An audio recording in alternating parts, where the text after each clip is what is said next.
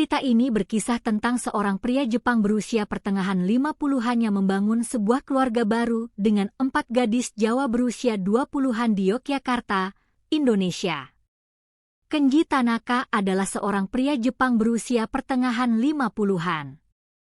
Saat muda, ia bekerja di Departemen Perdagangan sebuah perusahaan besar dan telah berkeliling ke banyak negara, tetapi tempat yang paling ingin ia kunjungi adalah tanah Nusantara, yaitu Indonesia. Baginya, Indonesia memiliki daya tarik yang eksotis dan misterius, napas peradaban kuno dari kerajaan-kerajaan besar, serta kekayaan rempah-rempah dan seni tradisional yang memikat. Namun, setelah menikah dan membesarkan anak-anak, impian itu harus ia pendam. Istrinya meninggal dunia ketika usianya baru saja melewati 50 tahun, dan anak-anaknya telah menempuh jalan hidup mereka sendiri. Ada yang menikah, ada pula yang melanjutkan studi di luar negeri. Pada titik di mana ia merasa kehilangan makna hidup, Kenji tiba-tiba memutuskan untuk menghabiskan sisa hidupnya di Indonesia, negeri impiannya sejak lama. Keputusan ini membuat orang-orang di sekitarnya bingung, bahkan beberapa menyebutnya nekat. Namun, Kenji sudah membulatkan tekad. Kehidupannya di Jepang memang stabil, tetapi ia tidak lagi menemukan sesuatu yang membuat hatinya berdebar. Setelah istri dan anak-anaknya pergi, ia merasa hampa di rumahnya yang besar dan sepi. Maka dari itu, ia memutuskan untuk meninggalkan tempat yang familiar dan menyalakan kembali gairah hidup di tempat yang asing. Perasaan yang ia rasakan saat pertama kali menginjakan kaki di Indonesia sulit digambarkan dengan kata-kata. Pemandangan yang menyambutnya di bandara adalah dunia yang sama sekali berbeda, namun ada kehangatan yang terasa akrab. Tatapan mata orang-orang bersinar dengan rasa ingin tahu dan keramahan. Mereka tidak segan menawarkan secangkir kopi kepada orang asing sepertinya dan memulai percakapan. Ia merasa yakin, inilah tempat yang selama ini ia impikan. Kenji berkeliling menjelajahi berbagai pelosok Indonesia, dan hatinya terasa begitu tersentuh ketika tiba di Yogyakarta. Bangunan-bangunan dengan arsitektur Jawa, jalan-jalan sempit di kawasan keraton, serta suasana pedesaan yang asri dengan sawah menghijau membuatnya seolah sedang melakukan perjalanan waktu. Mungkinkah ini tempat di mana babak kedua hidupku akan dimulai? Tanyanya pada diri sendiri. Suatu hari, saat mengunjungi pasar Beringharjo, ia menemukan berbagai macam kain batik tulis dengan motif yang indah dan bahan-bahan alami untuk pewarnaan. Pengalaman dan instingnya di bidang perdagangan seketika bangkit kembali. Ia tahu bahwa batik adalah produk kerajinan tangan bernilai tinggi yang memiliki peluang pasar besar di luar negeri. Ditambah lagi, kekayaan budaya dan kerajinan tangan di Yogyakarta sangat beragam dan memiliki potensi besar untuk diperkenalkan ke pasar internasional. Dengan keyakinan itu, Kenji memutuskan untuk memulai sebuah tantangan baru. Tentu saja, memulai bisnis di Indonesia tidaklah mudah. Kendala bahasa cukup besar, prosedur birokrasi rumit, dan terkadang ada variabel tak terduga seperti isu politik atau fluktuasi nilai tukar. Namun, berkat ketekunan, pengalaman dagangnya yang panjang, dan sifatnya yang ramah, ia perlahan-lahan berhasil beradaptasi. Orang Indonesia, khususnya anak muda, sangat menyukai budaya pop Jepang seperti anime dan manga. Nama-nama seperti Naruto atau Studio Ghibli sangat populer.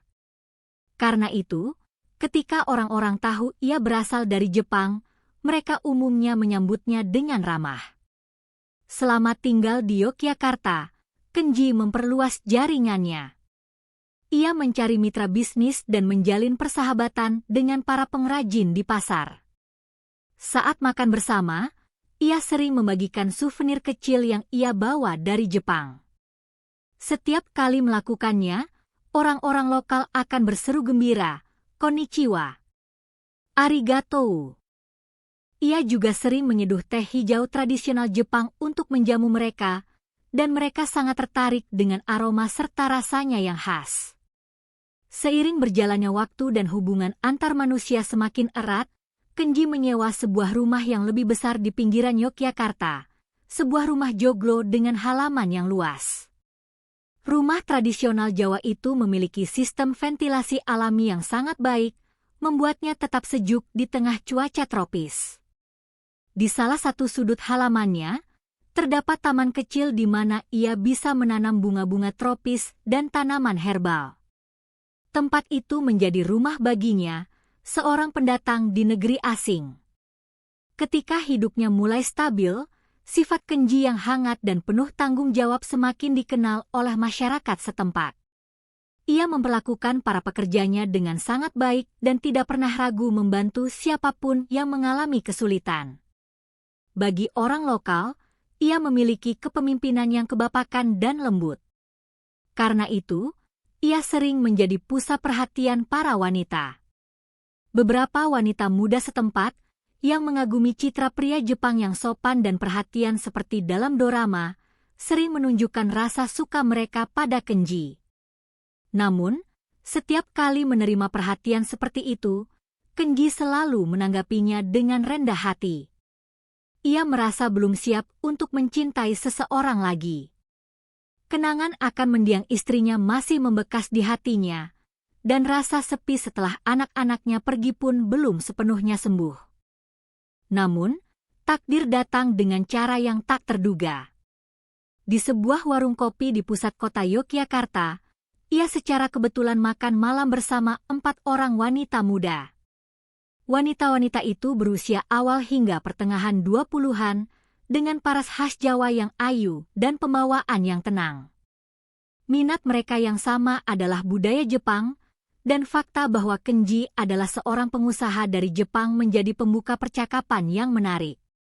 Waktu berlalu hingga larut malam, tetapi percakapan mereka tidak berhenti. Semakin lama, mereka tidak bisa menyembunyikan ketertarikan mereka pada Kenji. Pertanyaan-pertanyaan seperti, apakah Anda sudah menikah? Atau di mana keluarga Anda? Mulai bermunculan. Kenji dengan jujur menceritakan bahwa istrinya telah meninggal dan anak-anaknya sudah mandiri. Mendengar itu, para wanita tersebut menyampaikan simpati yang tulus sambil memandangnya seolah ia adalah sosok pangeran dari negeri dongeng. Beberapa minggu kemudian, ketika bisnis Kenji mulai berkembang, ia kembali bertemu dengan mereka di kesempatan lain. Saat sedang mencari pengrajin di sebuah desa batik, Kenji melihat salah satu dari mereka sedang kesulitan menawar harga dengan seorang penjual. Ia pun mendekat dan membantunya. Sejak saat itu, para wanita itu sering menghubunginya dan mengadakan pertemuan dengan anggapan bahwa Kenji adalah orang yang bisa diandalkan saat mereka butuh bantuan. Keempat wanita itu, Dewi, Siti, Anissa, dan Ratna, adalah saudara sepupu yang tumbuh bersama. Mereka lahir di sebuah desa di dekat Yogyakarta, dan orang tua mereka yang juga menyukai budaya asing membuat mereka secara alami tertarik pada budaya Jepang. Mereka bahkan belajar bahasa Jepang secara otodidak melalui internet hingga bisa berkomunikasi dalam percakapan sederhana. Seiring waktu, perasaan aneh mulai tumbuh di antara Kenji dan keempat wanita itu. Awalnya hanya rasa tertarik dan penasaran. Namun, suatu ketika, salah satu dari mereka, Dewi, bertanya, di Jepang, apakah seorang pria tidak boleh mencintai lebih dari satu wanita secara bersamaan? Pertanyaan itu membuat Kenji cukup terkejut. Para wanita itu menjelaskan bahwa meskipun mereka tahu poligami bukanlah hal umum, mereka bertanya-tanya mengapa seorang pria hanya boleh terikat pada satu wanita. Tentu, hukum di Indonesia mengizinkan poligami dalam kondisi tertentu, tetapi bukan itu yang mereka maksud. Mereka mengatakan bahwa, terlepas dari upacara pernikahan, mereka ingin saling menyayangi dan hidup bersama Kenji sebagai sebuah keluarga. Kenji dengan tegas mengatakan itu tidak mungkin, tetapi mereka bersikeras. Mereka mengaku benar-benar terpikat oleh kehangatan, perhatian, dan sosok kebapakan Kenji yang mereka rasakan selama ini. Barulah Kenji mengerti. Mereka tidak hanya memimpikan romansa fantasi seperti di dorama, tetapi mereka sungguh-sungguh mendambakan arti sebuah keluarga dalam kehidupan nyata. Meskipun begitu, ia tetap menolak. Ia khawatir akan cemoohan yang akan ia terima, perbedaan budaya, dan yang terpenting, masa depan para wanita itu. Saya sudah tua, sedangkan kalian masih muda. Ini tidak akan baik untuk kalian, katanya dengan tulus, mencoba menahan gejolak hatinya. Namun, takdir sekali lagi datang tanpa diduga. Di wilayah Yogyakarta dan sekitarnya, gempa bumi adalah ancaman yang nyata. Suatu malam, gempa bumi dahsyat mengguncang wilayah itu, menyebabkan kepanikan di mana-mana. Saat itu, Kenji sedang berada di luar dan merasakan getaran hebat. Pikiran pertamanya adalah ia harus melindungi para wanita itu. Ia segera bergegas ke tempat mereka. Beruntung, mereka tidak terluka secara langsung, tetapi seluruh desa dilanda ketakutan dan beberapa rumah rusak. Dengan ketenangan dan keberaniannya yang khas, Kenji bekerja sama dengan beberapa warga setempat untuk membawa para wanita itu mengungsi ke rumahnya yang berstruktur kokoh. Rumah joglonya, yang dibangun dengan kayu jati tua yang kuat, relatif aman dan menjadi tempat perlindungan yang ideal. Malam itu, gempa susulan masih sesekali terasa, dan penduduk desa diliputi ketakutan. Kenji juga takut, tetapi tanggung jawab bahwa hanya dialah yang bisa melindungi para wanita ini membuatnya bertahan. Para wanita itu meringkuk di bawah selimut yang ia siapkan, saling berpelukan untuk menahan rasa takut. Setelah malam yang menakutkan itu berlalu dan keadaan perlahan kembali normal berkat bantuan tim penyelamat, para wanita itu, sambil menangis, sekali lagi memohon kepada Kenji. Kami tidak bisa meninggalkanmu sekarang. Kami bisa selamat dan terlindungi karena dirimu. Kami ingin bersamamu. Kenji berada dalam dilema. Ada masalah perbedaan budaya dan legalitas, tetapi yang terpenting, ia tidak bisa mengabaikan perasaannya sendiri. Dalam situasi krisis ekstrim itu, ia menyadari betapa berartinya mereka baginya, dan bahwa ia juga telah membuka hatinya untuk mereka. Akhirnya, ia mengambil keputusan. Baiklah. Tetapi kita harus saling menghormati dan peduli agar hubungan ini tidak menyakiti siapapun. Untuk hidup atas nama keluarga, kita harus memiliki tanggung jawab yang lebih besar. Setelah itu, sebuah upacara sederhana dan tidak resmi dilangsungkan. Meskipun tidak bisa disebut pernikahan yang diakui secara hukum, mereka saling mengikatkan gelang benang sederhana di pergelangan tangan masing-masing dan menyatakan, kita adalah satu keluarga. Keempat wanita itu menyebut nama mereka satu persatu sambil meneteskan air mata bahagia, dan Kenji dalam diam memeluk mereka dengan lembut. Kehidupan keluarga dengan 5 hati yang berdetak bersama pun dimulai, dan tentu saja tidak selalu mulus. Awalnya, ada pandangan sinis dari lingkungan sekitar, dan terkadang muncul kecemburuan kecil atau kesalahpahaman di antara keempat wanita itu. Namun, sambil membangun bisnisnya, Kenji berusaha untuk bersikap adil dan menunjukkan kasih sayang yang tulus di dalam rumah. Sementara itu, keempat wanita itu juga menegaskan kembali persahabatan mereka dan secara aktif membantu keseharian Kenji. Masing-masing memiliki keahlian yang berbeda. Dewi, yang suka memasak, bertanggung jawab atas urusan dapur. Siti, yang pandai mengelola keuangan, membantu mengurus dokumen bisnis. Mereka semua tertawa bersama, mengobrol, terkadang bertengkar, tetapi segera berbaikan. Waktu berlalu, dan yang mengejutkan, keempat wanita itu hamil. Ketika Kenji mendengar kabar itu, ia meneteskan air mata haru. Fakta bahwa di usianya yang sudah tidak muda lagi ia bisa menjadi seorang ayah terasa seperti mimpi. para wanita itu juga tidak bisa menyembunyikan kebahagiaan mereka. Mereka percaya bahwa anak-anak berdarah campuran Jepang-Indonesia yang akan lahir akan menjadi simbol berharga yang menghubungkan kedua budaya. Kehamilan dan kelahiran terjadi secara berurutan, dan rumahnya seketika dipenuhi oleh tangisan bayi. Keempat anak itu memiliki kepribadian yang berbeda-beda dan paras yang cantik, membuat semua orang terpesona. Para wanita itu saling membantu merawat anak-anak sambil mendukung suami mereka, Kenji. Menjalankan peran sebagai ayah di usia senja, Kenji sekali lagi menyadari tanggung jawab besar yang diembannya. Bisnisnya kini sudah cukup mapan, membuka jalur ekspor berbagai produk batik dan kerajinan tangan Indonesia ke Jepang. Terkadang ia kembali ke Jepang untuk urusan pekerjaan, tetapi kini rumah joglo yang luas di Yogyakarta terasa seperti kampung halamannya yang sesungguhnya. Perhatian yang diberikan oleh para istrinya, atau lebih tepatnya, para pendamping hidupnya, dan senyum cerah anak-anaknya membuatnya merasakan kehangatan keluarga yang selama ini ia dambakan. Orang-orang di sekitar yang awalnya memandang aneh, bahkan terkadang sinis, perlahan-lahan mulai membuka hati setelah melihat Kenji membantu tetangga yang kesulitan dan memberikan sumbangan untuk kegiatan desa.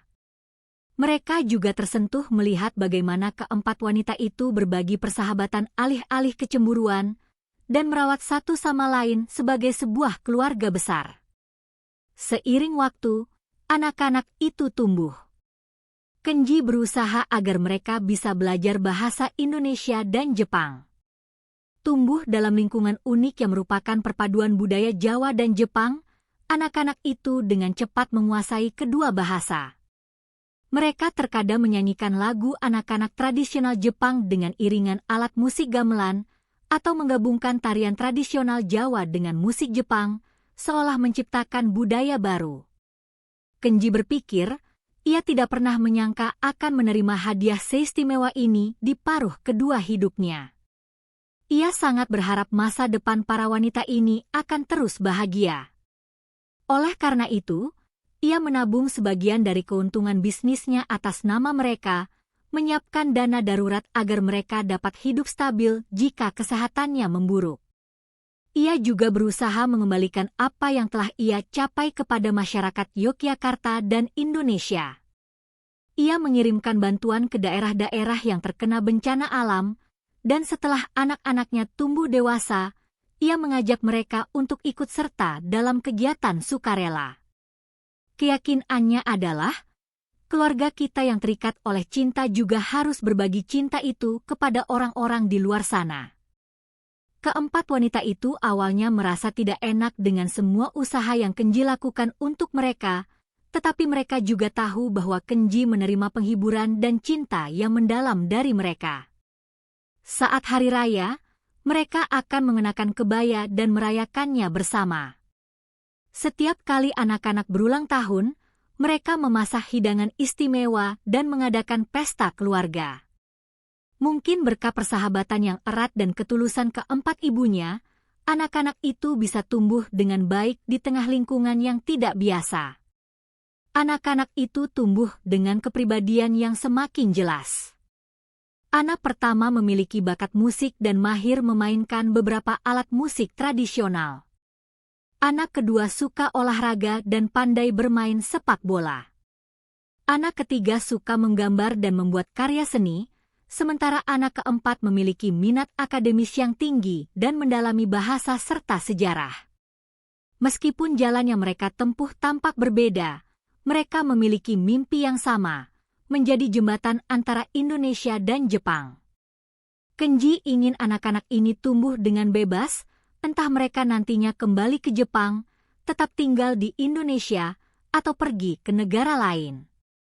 Keluarga multikultural mungkin memiliki tantangannya sendiri, tetapi itu juga akan memberi mereka wawasan dunia yang lebih luas, katanya, sambil mendukung anak-anaknya untuk meraih impian mereka.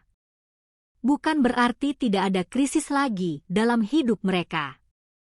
Terkadang, gempa susulan kecil terjadi, dan perubahan situasi politik atau ekonomi membuat bisnisnya hampir goyah.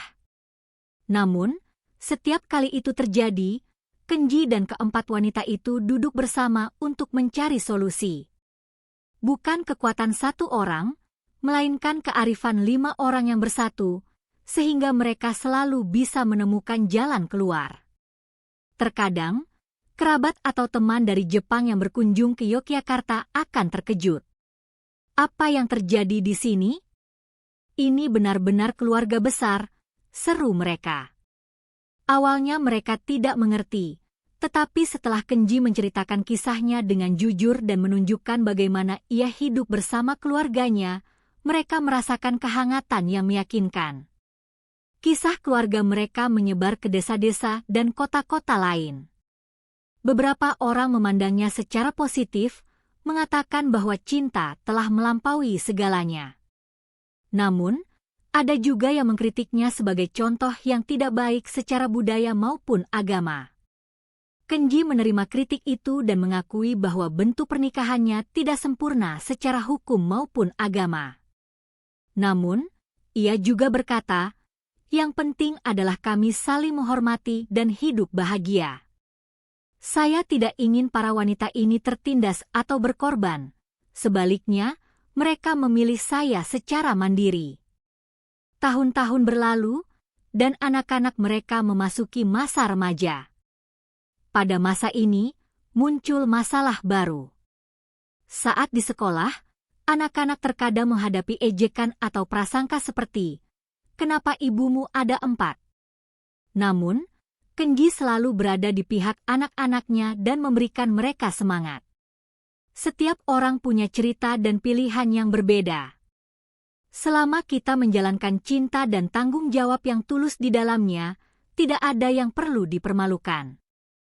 Berkat ajaran itu, anak-anaknya relatif tegar dalam menerima lingkungan mereka. Bahkan, beberapa teman mereka sering bercanda dengan nada iri, "Ayahmu hebat sekali, ya." Ayahku saja sering bertengkar dengan satu ibu, tapi ayahmu bisa membuat 4 ibu hidup rukun. Waktu bersama keluarga selalu berharga. Di malam hari, mereka akan duduk melingkar di teras sambil minum teh dan mengobrol. Makanan tradisional Jepang dan Indonesia secara alami berpadu di meja makan.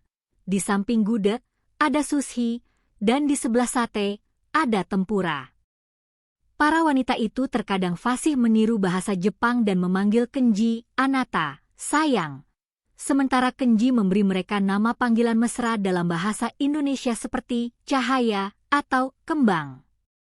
Saat anak-anaknya dewasa dan mulai memasuki dunia kerja, keberadaan mereka mulai berperan sebagai jembatan antara Indonesia dan Jepang. Beberapa anak melanjutkan studi di Jepang atau berinteraksi secara online dengan anak muda Jepang untuk memperkenalkan budaya Indonesia. Anak lainnya terlibat sebagai penerjemah dalam proyek kerjasama antara perusahaan Jepang dan Indonesia. Dalam proses itu, terasa betapa Kenji, yang dulunya hanya orang asing, kini telah menjadi bagian dari komunitas, dan seluruh keluarganya telah menjadi sosok yang dicintai oleh masyarakat setempat. Kenji perlahan-lahan menua, dan keempat istrinya kini telah melewati usia 30-an. Memasuki fase kehidupan yang baru, kepercayaan di antara mereka semakin kuat dan mereka menemukan kestabilan.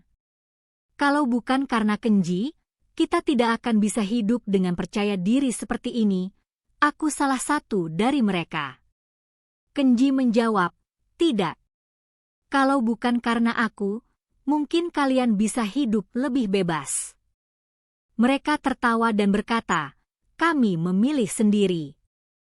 Ini bukan paksaan siapapun. Jadi, ini adalah hidup yang kita ciptakan bersama." Seiring berjalannya waktu, reputasi keluarga ini semakin menyebar. Desa yang dulu pernah dilanda bencana kini telah pulih dan menjadi daerah yang damai yang juga dikunjungi wisatawan. Kenji sesekali menjadi pemandu yang memperkenalkan budaya Jepang. Ketika wisatawan mengunjungi rumahnya dan bertanya, "Benarkah Anda punya 4 istri?" Ia akan menjawab dengan tenang, "Secara resmi tidak, tetapi keluarga kami terikat oleh bentuk cinta yang istimewa." Di akhir cerita panjang itu, para pengunjung biasanya pulang dengan perasaan tersentuh oleh suasana harmonis keluarga tersebut. Kehangatan manusiawi dan tanggung jawab yang tulus memang mampu melampaui batasan bahasa dan budaya. Hari ini, Kenji berdiri di halaman rumahnya, menatap langit dan berpikir, apakah semua ini nyata? Di usiaku yang sudah senja, aku menerima hadiah paling istimewa yang bisa diberikan dunia. Di sampingnya, salah satu istrinya mendekat dan bertanya, malam ini kita makan apa, Mas? Ia tersenyum dan menjawab, kita masak bersama-sama. Jangan hanya kalian yang repot, aku juga akan membantu. Dan pada saat itu, anak-anak mereka berhamburan keluar, berceloteh dengan campuran bahasa Indonesia dan Jepang. Kenji mengangguk, dan seluruh keluarga menuju dapur bersama. Di antara aroma opor ayam yang sedang dimasak, tercium samar aroma khas Jepang. Di dalamnya, tawa hangat memenuhi ruangan. Seperti inilah keluarga ini hidup, menghubungkan perbedaan budaya dan bahasa dengan cinta dan kepercayaan. Kisah mereka memberikan inspirasi bagi lingkungan sekitar, mendekatkan kedua negara, dan membuktikan bahwa kata keluarga terkadang memiliki kekuatan yang melampaui institusi formal. Tanggung jawab dan ketulusan Kenji, kesetiaan, dan persahabatan keempat wanita itu, serta tawa ceria anak-anak mereka, semua ini menyatu menjadi sebuah harmoni yang besar. Matahari cerah bersinar di halaman rumah mereka hari ini. Meskipun terkadang ada awan mendung, kisah cinta istimewa 5 orang ini terus berlanjut. Anak-anak blasteran Jepang Indonesia membangun jembatan untuk masa depan, dan keluarga ini juga mengulurkan tangan membantu tetangga yang kurang mampu di Indonesia dan komunitas yang terpinggirkan di Jepang. Dengan kepemimpinan yang paling hangat di dunia, keluarga istimewa yang telah melampaui batas budaya dan hukum ini sedang menyempurnakan kebahagiaan dengan cara mereka sendiri. Sebagai penutup, Kenji berkata pada dirinya sendiri, hidup tidak berjalan sesuai rencana. Tetapi ketika kita memiliki keberanian untuk membuat pilihan yang membuat hati berdebar dan memenuhi tanggung jawab atas pilihan itu, tanpa disadari hidup telah menjadi hadiah yang indah. Waktu terus berjalan, dan musim baru datang bagi Kenji dan keluarganya. Setelah melewati masa-masa penuh gejolak, kini dalam kedamaian dan harapan, anak-anak mereka mulai menapaki jalan masing-masing. Salah satu anak, untuk meneruskan warisan ayahnya, terjun ke bisnis ekspor batik di Yogyakarta, menjadi jembatan antara Indonesia dan Jepang dengan ide-ide baru dan sentuhan modern yang merevolusi perusahaan.